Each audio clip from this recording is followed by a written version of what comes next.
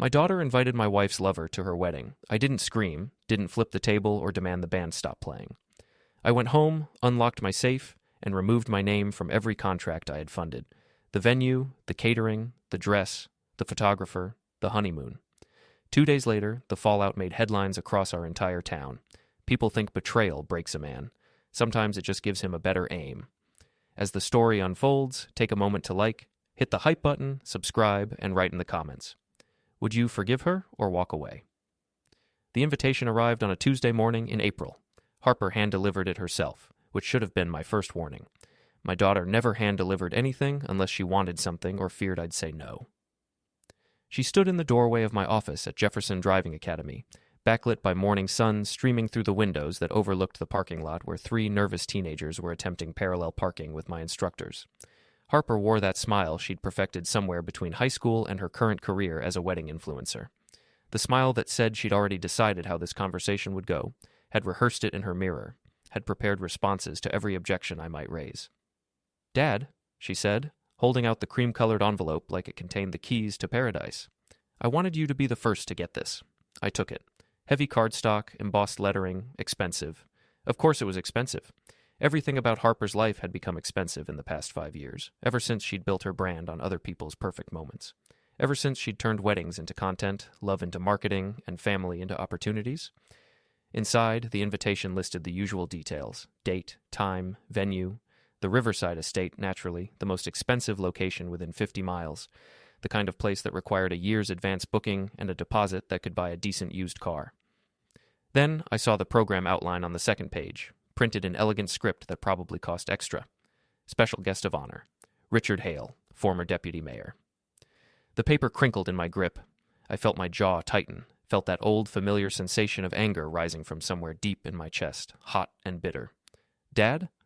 Harper's voice had that edge it got when she wanted me to perform the correct emotion, when she needed me to smile and nod and play my assigned role in whatever scene she was staging. "Aren't you going to say congratulations?" I looked up at her. Really looked. She had her mother's eyes, that particular shade of blue that could convince you of anything if you weren't careful. Eleanor had used those eyes on me for 33 years, and I'd fallen for it every single time until I learned, too late, to read the lies underneath. "Why is Richard Hale listed as a special guest?" Harper's smile didn't waver. If anything, it brightened, like she'd been expecting this question and had prepared her answer weeks ago. "Because Mom wanted him there. He's been a family friend for years, Dad. It's time everyone moved past ancient history." Ancient history. 5 years ago, I'd come home early from a driving instructor conference in Columbus. The conference had been boring, the keynote speaker had canceled, and I'd decided to skip the afternoon sessions and surprise Eleanor with an early return. Maybe take her out to dinner, maybe spend an evening actually talking to my wife instead of passing her in hallways like roommates. Found Eleanor's car in the driveway at 2 in the afternoon, which was unusual. She worked Tuesday afternoons at the library, never came home before 5.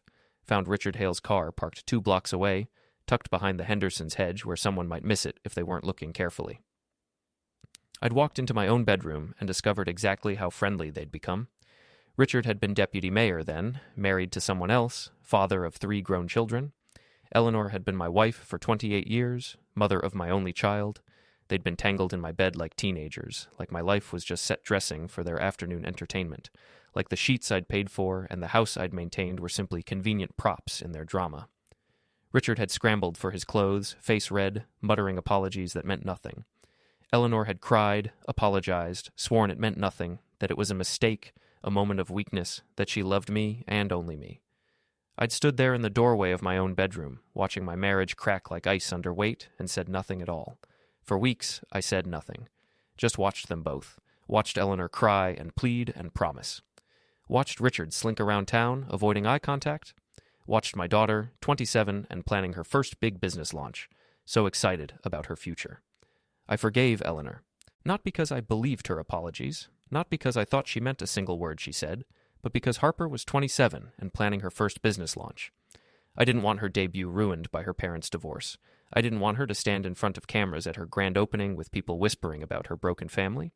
So I smiled for the cameras at Harper's grand opening, slept in the guest room, and learned to live in a house that felt like a museum of my own stupidity. Now my daughter stood in my office, telling me to move past ancient history while inviting the man who'd shattered my marriage to her wedding as a guest of honor. "Harper," I said quietly, keeping my voice level, even though my hands wanted to shake, "I'm not comfortable with this." "Dad, it's my wedding. My day." Her voice had shifted from sweet to sharp in the span of a breath. "Mom has been planning this with me for 2 years. 2 full years of preparation. Richard has connections. He's helping with publicity. He knows people at the regional magazines, people who can feature my work. This wedding is going to be featured in 3 different publications. It's good for my business. You understand that, right? You understand how important exposure is? Your business." "Yes, my business. The one you said you were proud of." She crossed her arms, defensive now. "The one you promised to support. Remember, when I was starting out and you said you'd always be there for me? Or did that promise come with conditions I didn't know about?" I had promised that, back when I thought my daughter understood loyalty, family, basic human decency. Back when I thought she'd learned something from watching her mother's betrayal, that maybe she'd grown up understanding that actions have consequences and people's feelings matter. "I've supported you," I said. I funded the venue deposit, $20,000, the catering, $12,000, the photographer package, $8,000, the honeymoon resort, $15,000. Should I continue? "And I'm grateful, Dad, really." But her eyes said she'd already moved on to the next thing, the next photo opportunity, the next headline. "This is going to be the wedding of the year. Everyone will remember it. Everyone will talk about it. This is my moment to prove I can execute at the highest level." She was right about that, though not in the way she imagined. "So you'll be there?"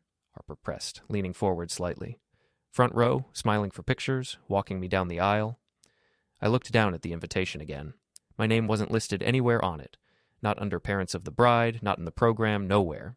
Just Eleanor Jefferson, and, in smaller print, with gratitude to our sponsors and supporters, not even my name, just my money.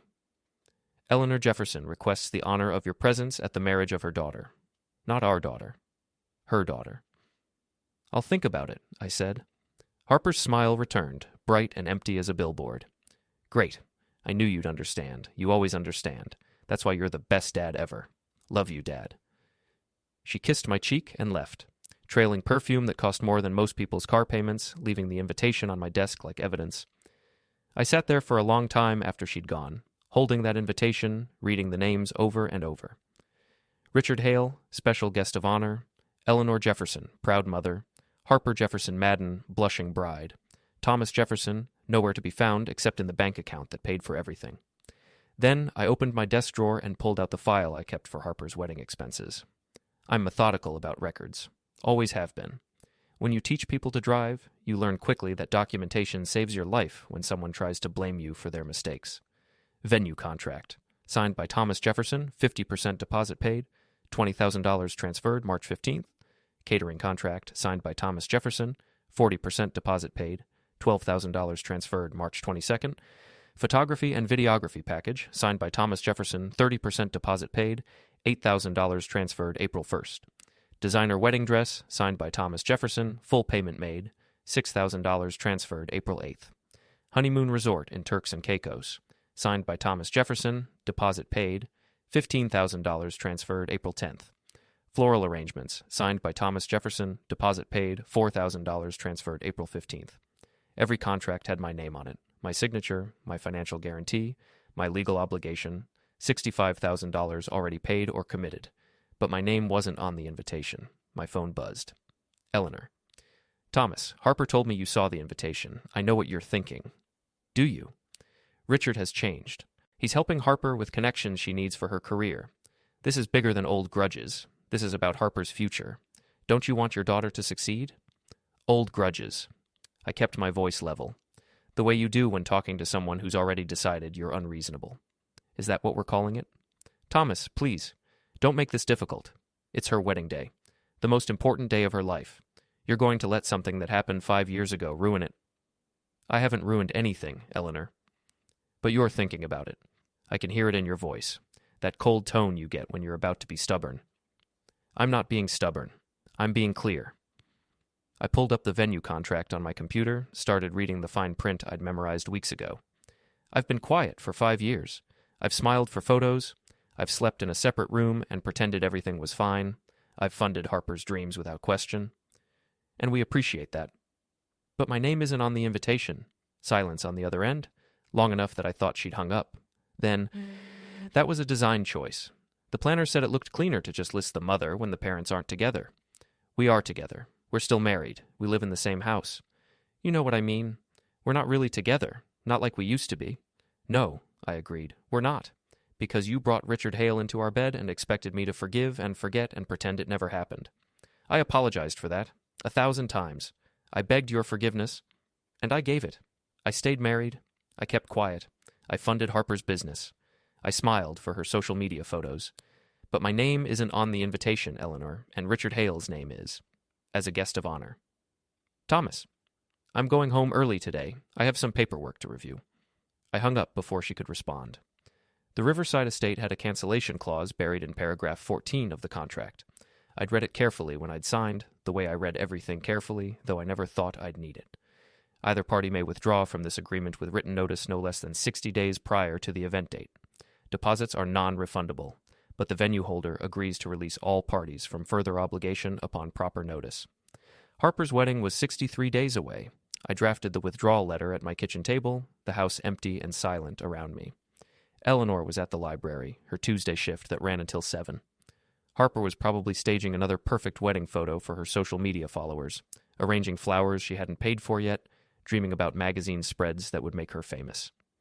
I wrote slowly, precisely, the way I did everything. To whom it may concern, I, Thomas Jefferson, hereby withdraw my financial guarantee and signature from all contracts associated with the wedding of Harper Jefferson and Callum Madden, scheduled for June 15th. This includes, but is not limited to, venue rental at Riverside Estate, catering services by Rousseau's Fine Dining, photography and videography by Martinez Studios, floral arrangements by Bloom and Petal, and associated honeymoon bookings at Seaside Resort, Turks, and Caicos. All deposits previously paid are forfeited as per contract terms. I assume no further financial responsibility for this event. I recommend the couple contact all vendors directly to establish new payment arrangements before the respective contract deadlines. Sincerely, Thomas Jefferson. I printed 5 copies, one for each major vendor. Then I pulled up the photographer's contract. Same clause, different wording, withdrawal permitted with 60 days' notice. I drafted another letter. The catering company had been harder to book. Harper had wanted Rousseau's, the place that did governor's mansion events and society galas. I'd paid 40% up front, nearly $12,000, to secure their date and guarantee their service. I drafted the 3rd letter. By the time Eleanor came home at 6:30, I had a stack of certified mail envelopes ready to go, addressed and stamped, sitting in neat rows on the kitchen table like soldiers preparing for battle. She found me in my office, sealing the last one. "What are you doing?" She set her bag down, eyes narrow with suspicion. "Withdrawing my name from Harper's wedding expenses." The color drained from her face. "You can't do that." "I can. I am." I kept my voice conversational, like we were discussing grocery lists or weekend plans. Every contract has a withdrawal clause, 60 days notice required. Harper's wedding is 63 days away. I'm exercising my legal right to withdraw financial responsibility. "Thomas, this is insane.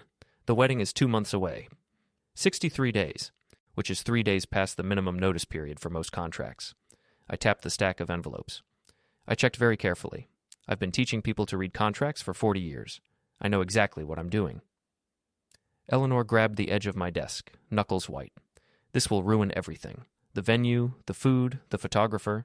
Harper built her entire brand launch around this wedding. Magazines are covering it. Influencers are coming. Industry people who can make or break her career. You'll destroy her reputation before she even has a chance. I'm not destroying anything. I'm simply removing my name and my financial guarantee from an event where my name wasn't important enough to list on the invitation. That's what this is about? The invitation design? No, Eleanor. I stood up, facing her directly across the desk. This is about my daughter inviting the man you had an affair with to her wedding as a guest of honor. This is about you and Harper deciding that my feelings, my dignity, my basic right to not sit in a room with the man who slept with my wife in my own bed, none of that matters as much as Harper's publicity and your precious Richard's connections. Eleanor's hands shook. I apologized for that. 5 years ago, I begged your forgiveness. I cried for weeks. And I gave it. I stayed married. I kept quiet. I slept in the guest room. I funded Harper's dreams. I smiled for her photos.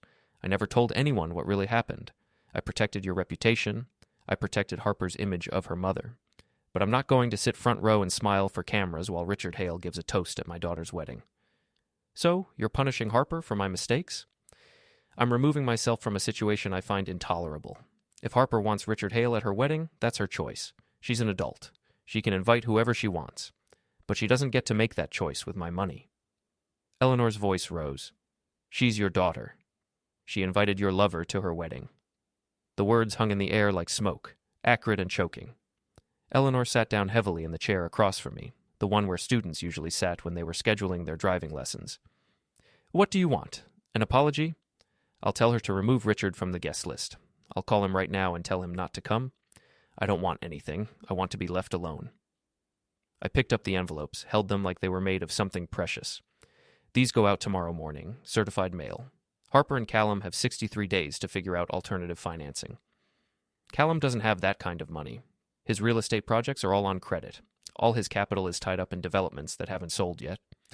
Then perhaps Harper should have considered that before designing a wedding that costs more than most people's annual salary. Eleanor looked at me like she'd never seen me before. Maybe she hadn't.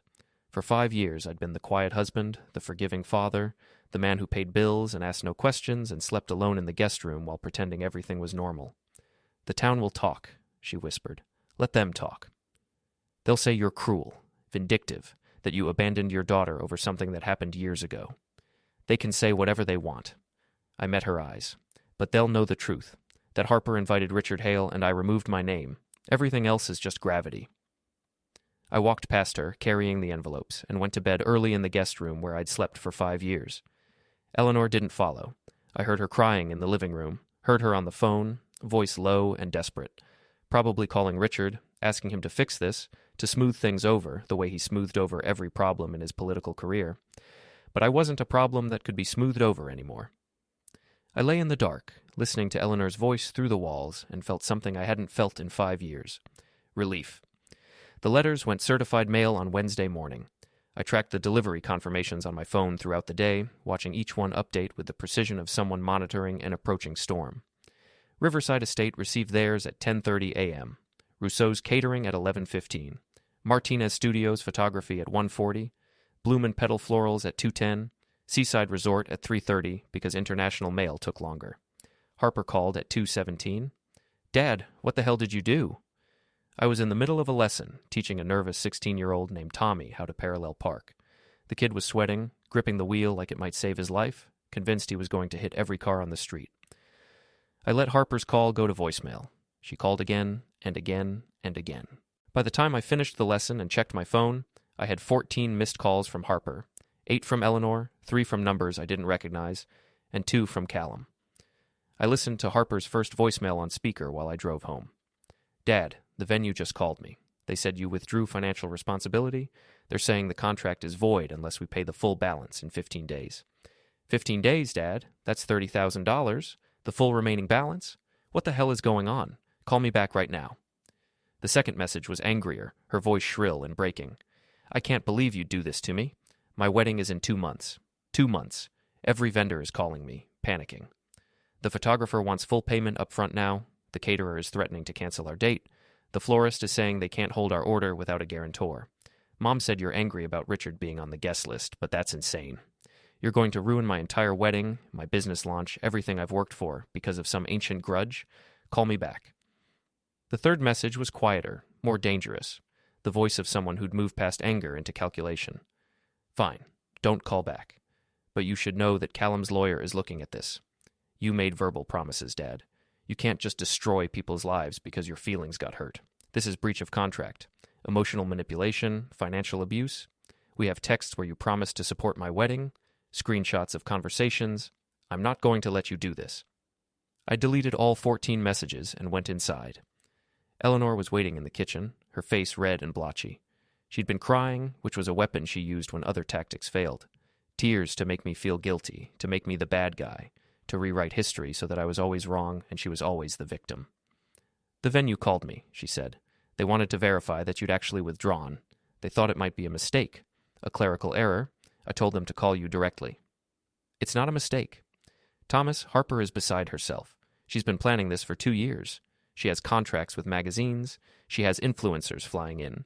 She has potential clients who are watching to see if she can execute a high-end wedding. If this falls apart, her reputation is finished before it starts. She should have planned better. You're being cruel. I'm being clear. I opened the refrigerator, pulled out leftover Chinese takeout from 2 nights ago. I told Harper I wasn't comfortable with Richard Hale at the wedding. She dismissed my feelings. I removed my financial support, cause and effect. She's your daughter. And Richard Hale is the man you had an affair with. Yet somehow my discomfort is less important than Harper's photo opportunities and your friend's feelings. Eleanor slammed her hand on the counter hard enough to rattle the dishes. How many times do I have to apologize for that? You don't have to apologize anymore. You just have to live with the consequences. The consequence being you destroy Harper's wedding. You humiliate her in front of the entire town. I haven't destroyed anything. The wedding can still happen. Harper just needs to find alternative financing. From where? She doesn't have $30,000 in cash. Her business income is all spoken for. Callum's business is all tied up in properties and investments that take months to liquidate. Then perhaps they should consider a smaller wedding, something they can actually afford without my money. Eleanor stared at me like I'd suggested Harper get married in a parking lot. You've lost your mind. Maybe. I scooped lo mein onto a plate, the noodles cold and congealed. Or maybe I've finally found it again. She left the kitchen. I heard her on the phone in the living room, voice low and urgent. Probably calling Richard, asking him to intervene, to smooth things over, to fix the mess she'd created by inviting him into our lives in the first place. That's what Richard did, wasn't it? Smooth things over. Make problems disappear, use his connections and his charm to rewrite reality until everyone forgot what actually happened. Except I wasn't a problem that disappeared easily. My phone buzzed. A text from Harper. We need to talk. Face to face. Tomorrow morning, your office. Be there. I didn't respond. Didn't need to. She'd show up whether I agreed or not. I ate my cold lo mein in silence, tasting nothing, and wondered when exactly my daughter had learned to issue orders instead of asking questions. Harper arrived at my office at 8 a.m. sharp, Callum in tow. I'd known she'd bring him. Callum was her closer, the charming face she used when she needed something. He sold real estate the same way Harper sold wedding dreams, with confidence and careful omission of inconvenient truths. Thomas. Callum extended his hand like we were business partners meeting for golf. I think there's been a misunderstanding. I didn't shake his hand. I gestured to the chairs across from my desk. Sit. Harper's eyes were puffy, her makeup not quite covering the evidence of tears and lack of sleep. She dressed carefully, simple jeans and a soft sweater, the outfit that said, I'm just your daughter, remember me? Remember when I was little and you'd do anything for me? Dad, please listen. I'm listening. She took a breath, gathering herself the way she did before important phone calls or client meetings. I know you're upset about Richard being at the wedding. I get it. I do. But you're letting one person ruin the entire day, our entire future. Your future isn't ruined because I withdrew my financial support. Yes, it is. Her voice cracked, genuine emotion breaking through the rehearsed speech. Do you have any idea what this wedding means for my business? I have contracts with 3 regional magazines. Real contracts with actual publication dates. I have influencers flying in from New York and California who can boost my platform to hundreds of thousands of followers. I have potential clients watching to see if I can execute a high-end event. If this falls apart, my reputation is finished. Callum leaned forward, elbows on knees, his face arranged in an expression of earnest concern. Thomas, I respect that you have personal feelings about Richard Hale, but business is business. Harper has worked incredibly hard to build her brand. She's put in years of 18-hour days. This wedding is her showcase, her proof of concept, her chance to prove she belongs in the high-end market. Then she should have considered the cost before designing something she couldn't afford without my help. We can afford it, Callum said quickly, too quickly. We just need time to liquidate some assets, move some investments around. The problem is the timing. Vendors want cash now, and our resources are tied up in properties that need another few months to mature. I looked at him. Really looked. Callum dressed well. Expensive watch, tailored shirt, Italian leather shoes that cost more than my monthly car payment. But there were tells. The way he shifted when talking about liquidating assets, the careful phrasing around properties that needed to mature, the slight tension in his jaw when he mentioned timing. I'd been teaching people to drive for 40 years. You learn to read body language, spot the tells that meant someone was about to make a mistake. Callum had those tells all over him. What properties? I asked. Commercial developments, strip malls, office buildings, mixed-use retail spaces. It's all very solid long-term investments. But not liquid. Callum's smile tightened. As I said, we just need time. You don't have time. The venue wants payment in 15 days. The caterer wants payment in 10. The photographer wants full balance up front before they'll even book the date officially. Harper's voice rose. Which is why we're here. Dad, please, just give us a few more months. Co-sign the contracts again. We'll pay you back. With interest if you want. We just need your name on the paperwork until Callum's projects close. No. The word landed like a stone. Dad. No, Harper. I've spent 5 years being quiet, being supportive, funding your dreams while pretending I didn't notice how easily you dismissed what happened between your mother and Richard Hale. I'm done. You're not done. You're being vindictive. Harper stood up, hands shaking. You're punishing me for Mom's affair. Punishing me for something I had nothing to do with. I'm removing myself from a situation where I'm expected to smile and write checks while being treated like my feelings don't matter. Your feelings? Harper's voice went sharp. What about my feelings? I'm your daughter. I've always been there for you. I visited every week. I called. I included you in my life. You invited your mother's lover to your wedding. He's not her lover anymore. That was 5 years ago. And you never asked me how I felt about it. Never considered that maybe, just maybe, I wouldn't want to spend the happiest day of your life sitting in the same room as the man who... I stopped.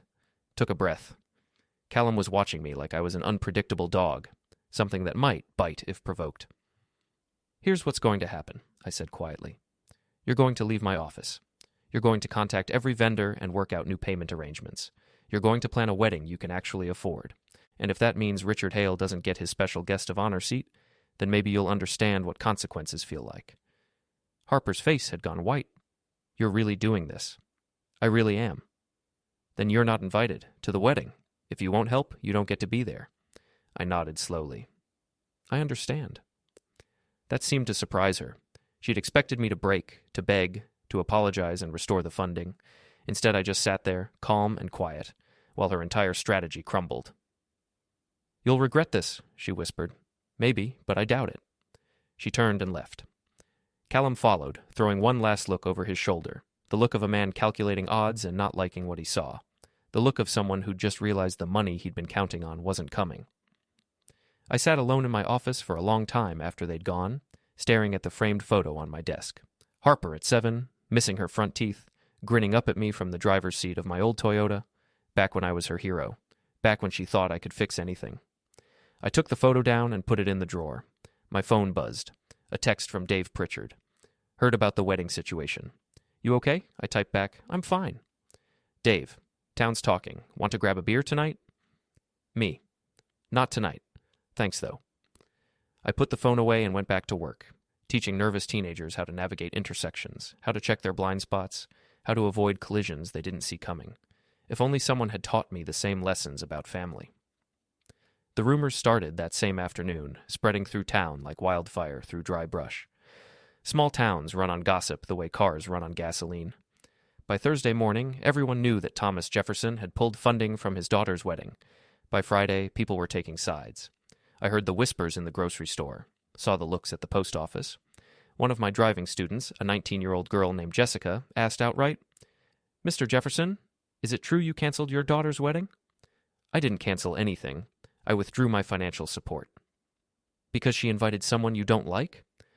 I guided her through a left turn, watching the mirrors, checking her blind spots. Because I'm not required to fund events where I'm not welcome. But you're her dad. That's true. Jessica chewed her lip, concentrating on staying in her lane. My dad says you're either really brave or really petty. What do you think? She was quiet for a moment, navigating through downtown traffic. Then, I think maybe it's both. Like, I get why you're mad, but also it's her wedding. That's supposed to be special. It can still be special, just not on my credit card. Fair enough. She pulled into the parking lot, executed a decent parallel park. My dad also said Richard Hale is a jerk, so there's that. I almost smiled. Your dad's not wrong. The real storm hit on Saturday when the local newspaper ran a story. Not front page, but close enough. Section B, above the fold, with a headline designed to generate clicks and controversy. A local wedding planner faces financial crisis as father withdraws support. Harper Jefferson Madden, owner of Everlasting Moments Wedding Planning, has encountered unexpected financial difficulties in planning her own wedding. Sources close to the family indicate that her father, Thomas Jefferson, owner of Jefferson Driving Academy, has withdrawn financial support less than 2 months before the scheduled event. It's devastating, said an anonymous source close to the family. Harper has been planning this for 2 years. She has magazine features scheduled, influencer guests confirmed, contracts with major vendors. Now everything is falling apart because of a family dispute. The article went on to detail Harper's business, her social media following of over 40,000 people, and the lavish wedding she'd been planning at Riverside Estate. It mentioned that attempts to reach Thomas Jefferson for comment had been unsuccessful. I hadn't been contacted for comment. But facts had never stopped the newspaper from printing a good story, especially when that story involved local drama and wealthy families making mistakes. My phone rang constantly. I ignored most calls, answered a few from friends who genuinely wanted to know if I was okay. "Tom, what the hell's going on?" Dave Pritchard ran the auto parts store downtown. We'd known each other since high school, played on the same baseball team, dated girls from the same class. I removed my name from some contracts. The whole town is talking about it. They're saying you abandoned Harper, that you're punishing her for Eleanor's affair. I didn't abandon anyone. I simply stopped paying for an event where I wasn't wanted. Because of Richard Hale? I didn't answer immediately. Dave knew about the affair. He'd been one of the few people I'd told 5 years ago, late one night over too many beers at his garage, when I couldn't hold it in anymore. Because of a lot of things, I said finally. People are calling you petty, saying you're letting pride ruin your relationship with your daughter. People can call me whatever they want. Dave sighed. Tom, I get it. I do, but she's your kid.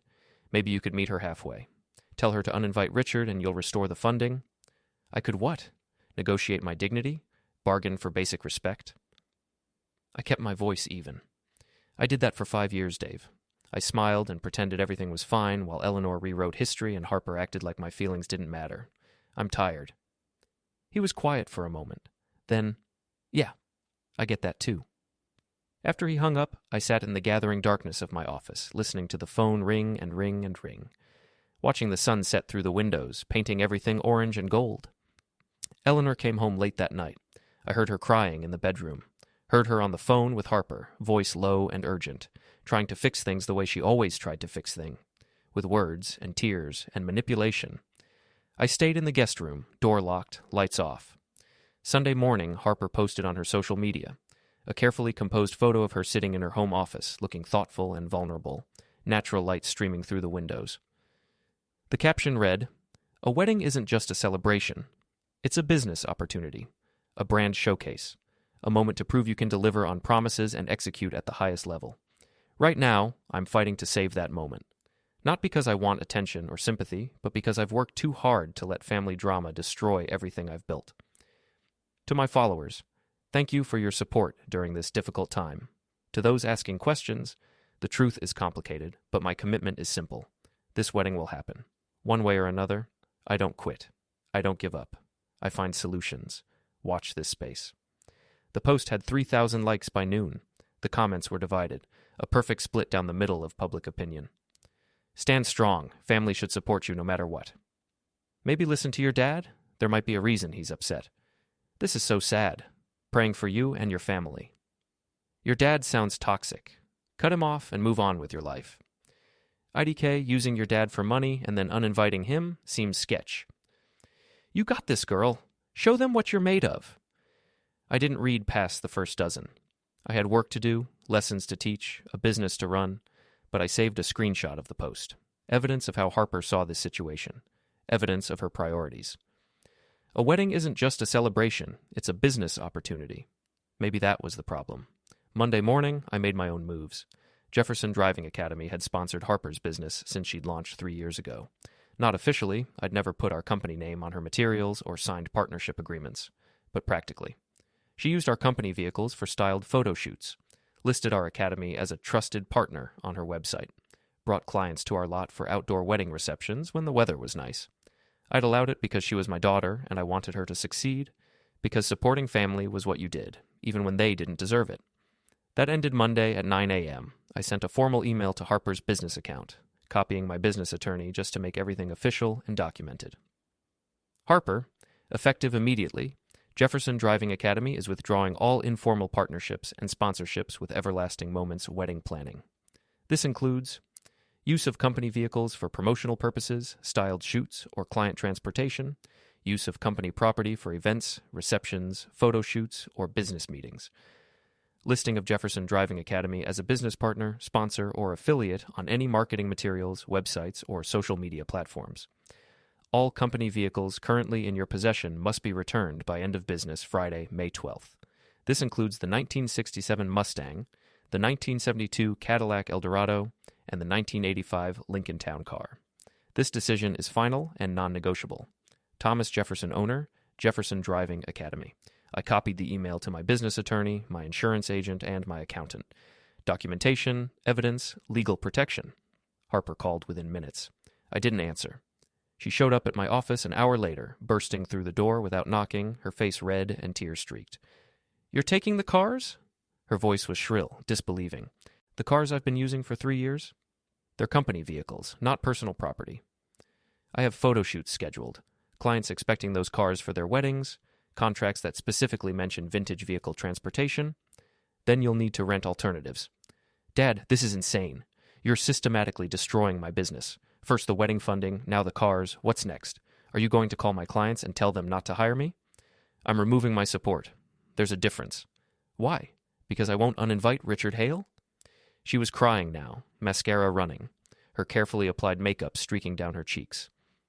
"Is your pride really worth more than your daughter's entire career?" I looked at her, saw Eleanor's eyes, Eleanor's manipulative tears, Eleanor's talent for turning every situation into a performance where she was the victim. Saw the daughter who'd grown up watching me be quiet and compliant and had decided that meant my feelings didn't matter. "This isn't about pride, Harper. This is about respect. You invited the man who had an affair with your mother to your wedding as a guest of honor. You didn't ask my feelings, didn't consider my pain. You just decided that my dignity was worth less than your photo opportunities and Richard Hale's connections. I need those connections. I need his help to grow my business. Don't you want me to succeed?" "Not at the cost of my self-respect. This will ruin me. The cars are in all my promotional materials, on my website, in my portfolio. Clients expect them. I have contracts that reference vintage vehicle packages. I can't just swap them out for rental cars." "You have until Friday to return them." She stared at me, breathing hard, hands clenched into fists at her sides. "I hate you." "I know. I hate you, and I wish you weren't my father." "That's your right." She left, slamming the door hard enough to rattle the window frames, hard enough that 2 students waiting in the lobby looked up in alarm. I sat alone in my office for a long time after she'd gone, staring at the empty space where her photo used to sit. By Tuesday, the story had evolved. Someone leaked the email to the local news blog. The headline made me sound like a monster, but the comments were more nuanced. "Father sabotages daughter's business in wedding dispute." But the article included screenshots of Harper's promotional materials, showing her using Jefferson Driving Academy vehicles without any formal partnership agreement, without any payment or compensation. Some commenters pointed out that she'd been operating on borrowed resources for years. Maybe she should have had real sponsors instead of just using her dad. This feels like she took advantage of family and got caught. IDK, using your dad's business for free promotion for 3 years seems sketchy. He's still her dad, though. This is so cruel. Free labor and free cars for 3 years, and she invited his wife's lover to her wedding? I'd pull support too. The narrative was shifting, slowly but shifting. People were starting to ask questions instead of just taking sides. Wednesday afternoon, I got a call from Robert Chen, owner of Riverside Estate. Robert and I had served on the Chamber of Commerce together for 15 years. His daughter had learned to drive from my instructors. "Thomas, I want to clarify our position. Your withdrawal from the venue contract is perfectly legal. You followed all procedures correctly. We're not holding you responsible for any further charges.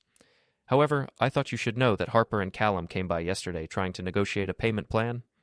And we can't do payment plans, not for events this size. We're a business, not a bank. We require full payment 14 days before the event, or we release the date to other clients."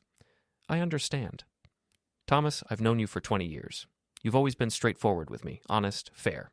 I'm not taking sides in your family dispute, but I want you to know, what you did wasn't illegal or unethical. You fulfilled the terms of your contract withdrawal. What happens next is between Harper and her vendors." "Thank you, Robert." For what it's worth, Richard Hale used to book the estate for campaign events back when he was deputy mayor. Never paid on time, always had excuses, always expected special treatment because of his position. I'm not surprised he's involved in this mess. After he hung up, I sat back in my chair and closed my eyes, feeling something settle in my chest. Validation. Not from everyone, but from people who mattered. People who knew me. People who understood that sometimes you had to draw a line. The pieces were falling exactly where I'd predicted. Harper had built a wedding on borrowed money, borrowed resources, borrowed credibility. Now the loans were being called in, and she had nothing to show but promises and publicity. Thursday morning, another news blog post appeared. This one wasn't about me. Local realtor faces questions about delayed projects. Callum Madden, partner at Madden and Associates Real Estate Development, has come under scrutiny following reports that several of his commercial projects have experienced significant delays and cost overruns. Investors in the Riverside Plaza development complex have reportedly expressed concerns about missed deadlines and questions about where their money has been allocated. "We were promised completion by March," said one investor who spoke on condition of anonymity. "It's almost May, and we're not even close. Foundation work is incomplete. Permits are delayed." Meanwhile, Callum seems more focused on planning his wedding than managing his projects. The article went on to detail Callum's other ventures, most of which were tied up in loans and investor capital that hadn't materialized into actual completed buildings, projects that looked impressive on paper but were bleeding money in reality. I hadn't planted that article, but I knew who had. Dave Pritchard's nephew worked for the news blog, and Dave knew several of Callum's investors, including the man who'd been waiting 8 months for his strip mall to open so he could start collecting rent. Small towns don't forget, and they don't forgive people who make promises they can't keep. Friday evening, Harper returned the cars. All 3 of them, the vintage Mustang, the restored Cadillac, the Lincoln Town car she'd used for countless wedding photo shoots. She drove the Mustang herself, had friends bring the other 2, their faces carefully neutral, avoiding eye contact with me. I was locking up the office when she pulled into the lot. The sun was setting behind her, turning everything gold and amber, painting the scene like something from a movie. She got out slowly, held out the keys without looking at me. "Here, I took them. Thank you." "The Cadillac has a scratch on the rear bumper, from a photo shoot last month. I'll pay for repairs." "That's not necessary." "Yes, it is."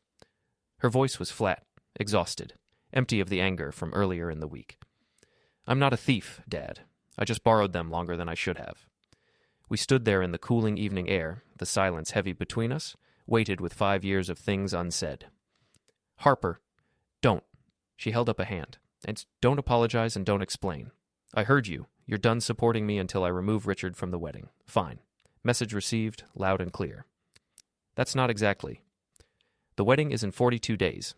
We've managed to secure alternative financing for the venue and catering. Callum's business partner is covering the photographer, though we had to downgrade the package. I'm wearing a different dress, something simpler from a department store. We canceled the honeymoon because we can't afford it anymore." I said nothing. There was nothing to say. "But Richard is still coming. As a guest, not a guest of honor. Mom insisted." Harper's voice cracked. "And I agreed because apparently I'm weak and stupid and can't stand up to my own mother. Because I'm terrified that if I uninvite him, she'll never forgive me, and I can't lose both my parents." "Harper, do you know what's funny?" She laughed, bitter and sharp. "Everyone in town is talking about how cruel you are, how you abandoned your daughter over ancient history. But you know what no one is talking about? The fact that my mother had an affair with a married man, and I invited him to my wedding without even asking how you felt about it. No one's talking about that. They're just talking about you being petty." She wiped her eyes, smearing what was left of her makeup. "I didn't think it mattered. I thought enough time had passed. I thought you'd gotten over it. I thought that because you never talked about it, never brought it up, never acted angry, that it was fine." She looked at me directly for the first time. "But you don't get over betrayal, do you? You just get quieter. You just wait." I wanted to tell her she was right. Wanted to tell her I was proud she'd finally understood. But the words stuck in my throat, tangled up with too many other things I should have said years ago.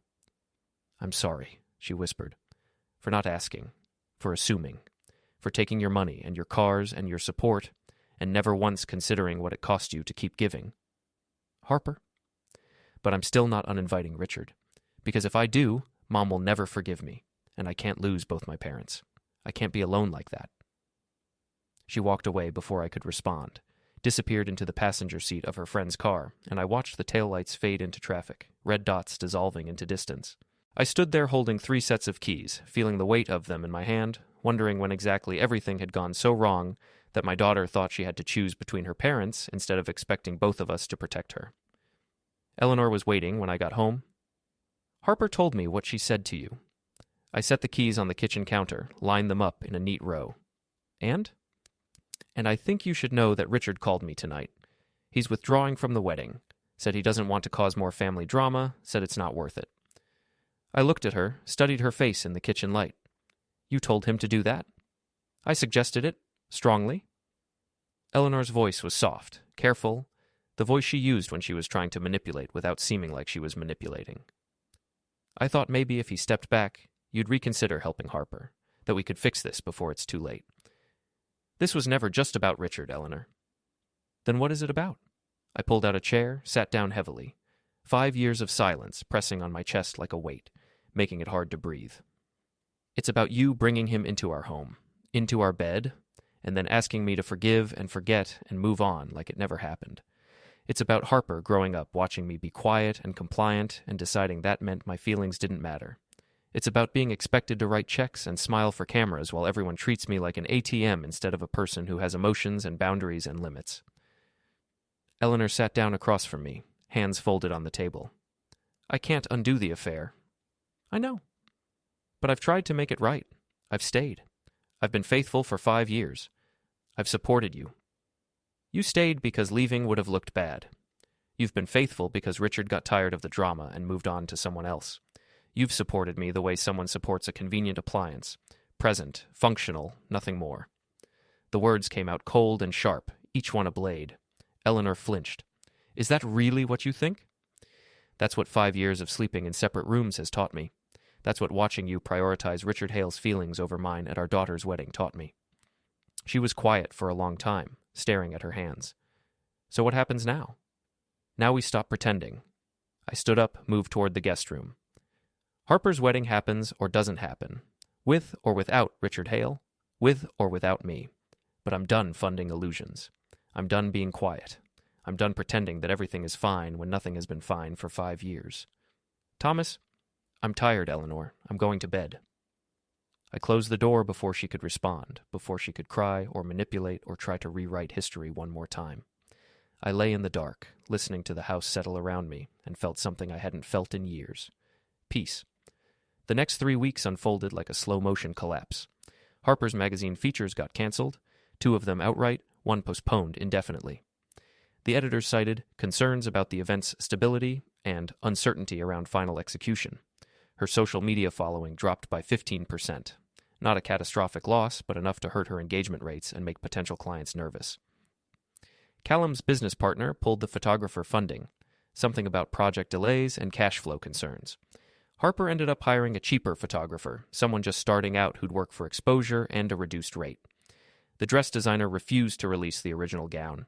Harper had paid a deposit, but not the full balance, and without my signature guaranteeing payment, they wouldn't budge. She ended up buying something off the rack from a department store.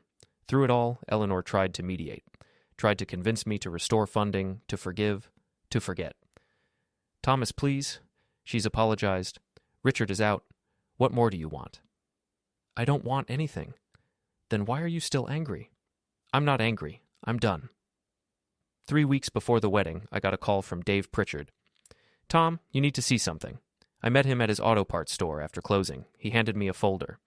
My nephew did some digging into Callum's business dealings. I opened the folder. Inside were financial documents, project timelines, investor complaints. Callum's real estate ventures were worse than I'd thought. Multiple projects running over budget and behind schedule, investors threatening legal action, one project apparently financed partially with money he'd borrowed against Harper's business income.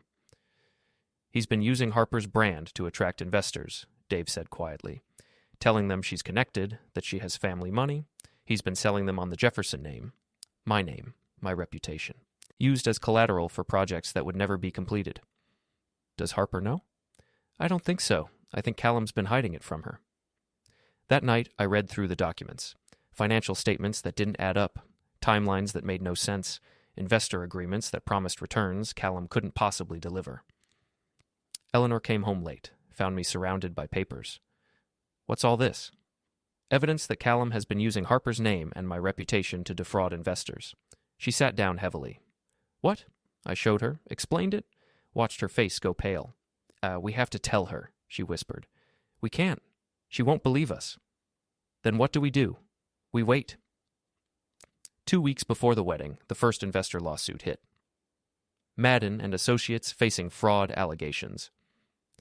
Real estate developer Callum is facing a lawsuit from investors who claim he misrepresented the status and funding of the Riverside Plaza development project.